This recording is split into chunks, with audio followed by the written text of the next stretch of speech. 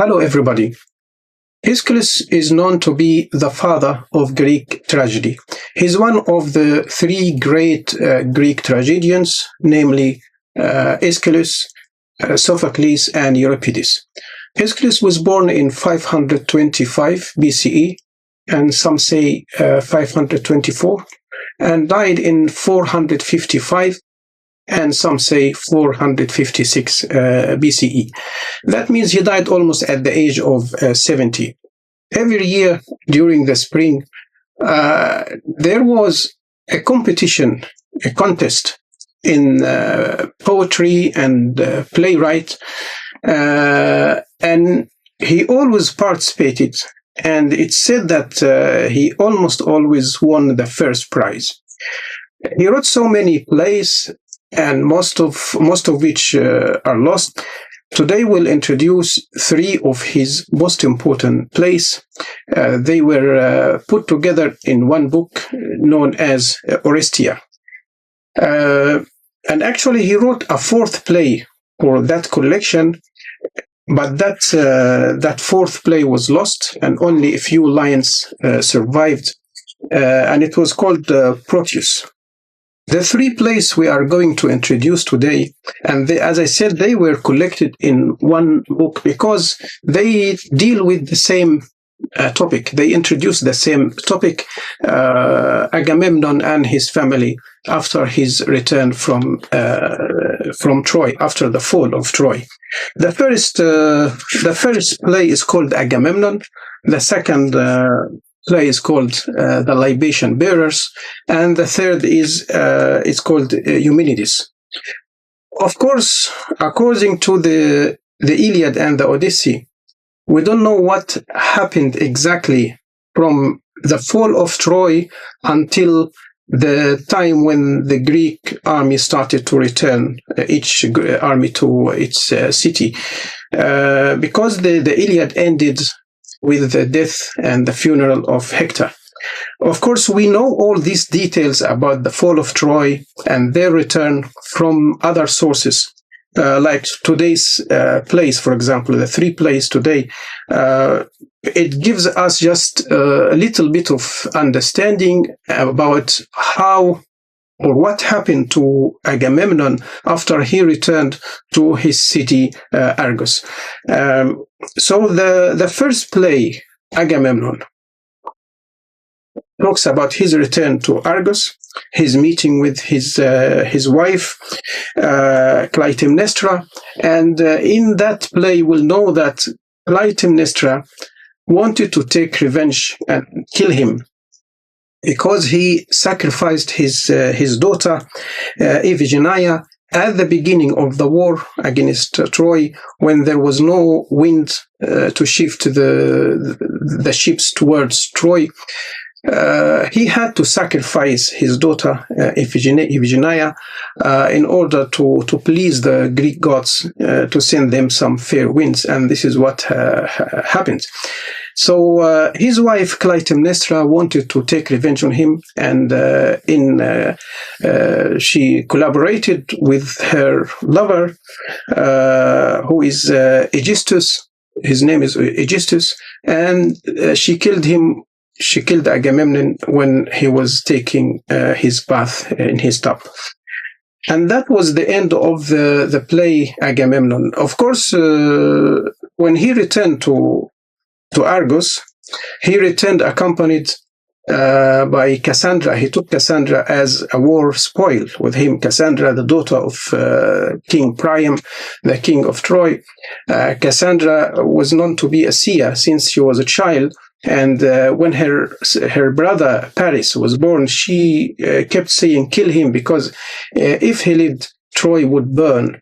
And because his father knew that about her, knew that she was a seer, he ordered his guard to take the baby, take Paris and drop him from a cliff, from Mount Ida.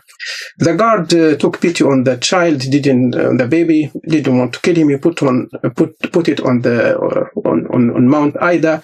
A shepherd passed by and took the baby and raised him, and then Paris later on returned to King Priam. They recognized each other, and Cassandra recognized him.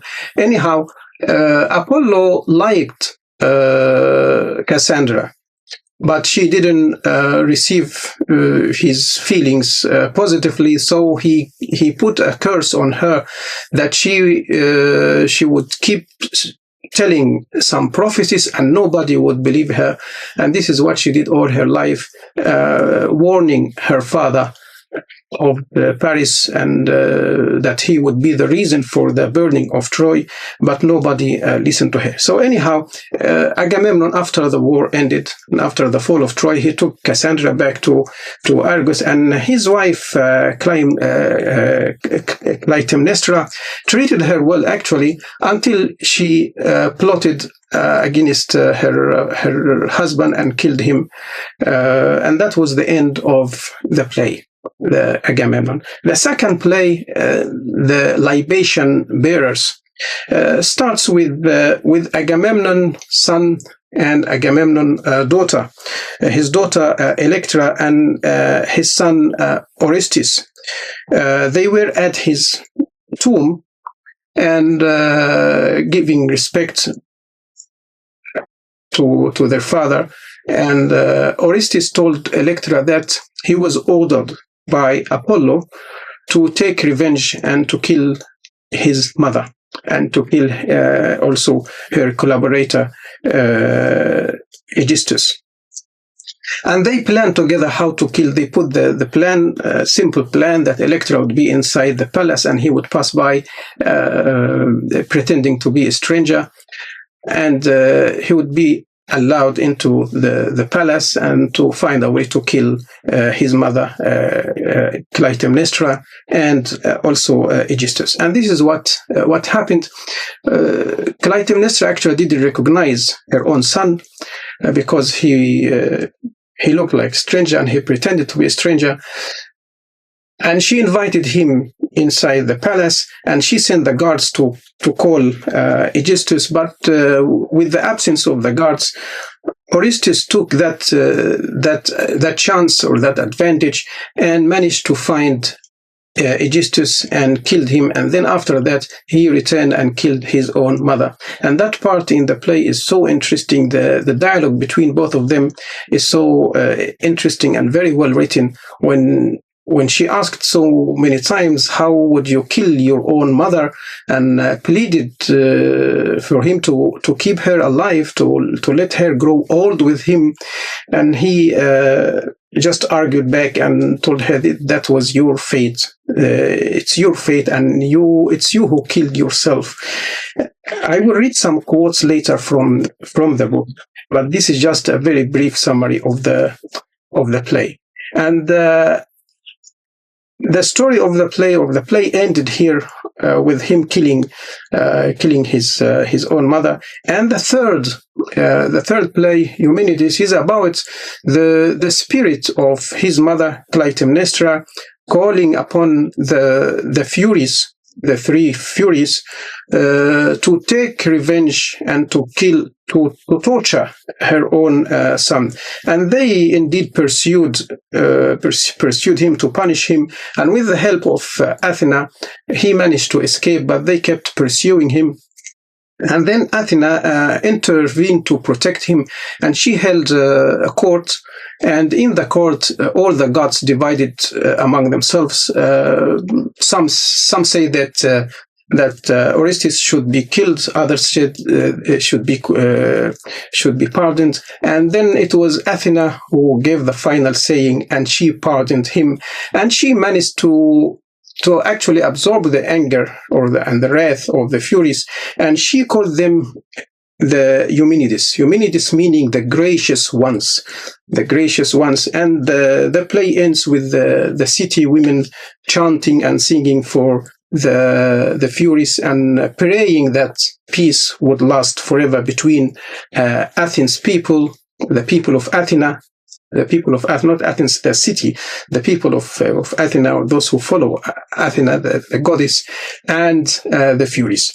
And some of the Furies were called Eumenides, meaning the gracious ones, those who can pardon and live in peace with others.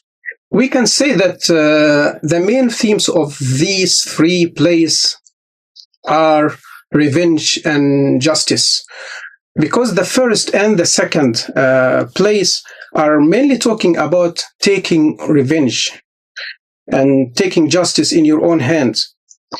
Clytemnestra took revenge on her husband Agamemnon and killed him because he sacrificed his own daughter Iphigenia. And in the second play, her own son and her own daughter, Orestes and Electra, they again took revenge and killed her for their own father. But the third play, the theme shifts to another way of establishing justice, when Athena held a court and pardoned Orestes. So here the justice was established not through revenge, but through establishing the law, some laws, and following the law. There are some quotes actually that I personally liked so much while reading the three plays. I may share them with you quickly. For example, in Agamemnon, page 106, I like these two lines, line 71, 2, 3, 73 and 74, line 73 and line 74, when the chorus was singing, and now it goes as it goes, and where it ends is fate with capital F. And here it shows us that the strong belief of the ancient Greek in faith, in fate, in destiny, and that almost all their tragedies were based on the role that fate and destiny play in the tragedy. And now it goes as it goes, and where it ends is fate. And then in the same page, line 87 to line 90, these 4 lines also are very interesting. And we are aged, past aging, gloss of the leaf shriveled. 3 legs at a time we falter on, old men are children once again. Very interesting lines. And in page 107, or we can go to 111 maybe. Go to 111. 111, also the chorus sing and say, and we suffer and we learn, and we suffer, but justice turns the balance scales, sees that we suffer and we suffer and we learn, and we suffer and we learn. Again, suffering is so important and very key element in all the Greek tragedy, and through suffering, all the characters, and especially the main character, the protagonist, grows. There is character growth in suffering. In the second play, The Libation Bearers, page 202, Orestes says to his sister, Electra, the plan is simple. My sister goes inside, and I'd have her keep the bond with me a secret. They killed an honored man by cunning, so they die by cunning, caught in the same noose. So he commands Apollo, the seer, who's never lied before. Here he's telling his sister Electra that it was Apollo's order to kill his mother. In page 218, 218 and 219, this the dialogue between, and beginning from 217 actually, the dialogue between Orestes and his mother is so interesting. She says to him, I gave you life, let me grow old with you. Then he says, what? Kill my father, then you'd live with me? Destiny had a hand in that, my child. This too, destiny is handing you your death.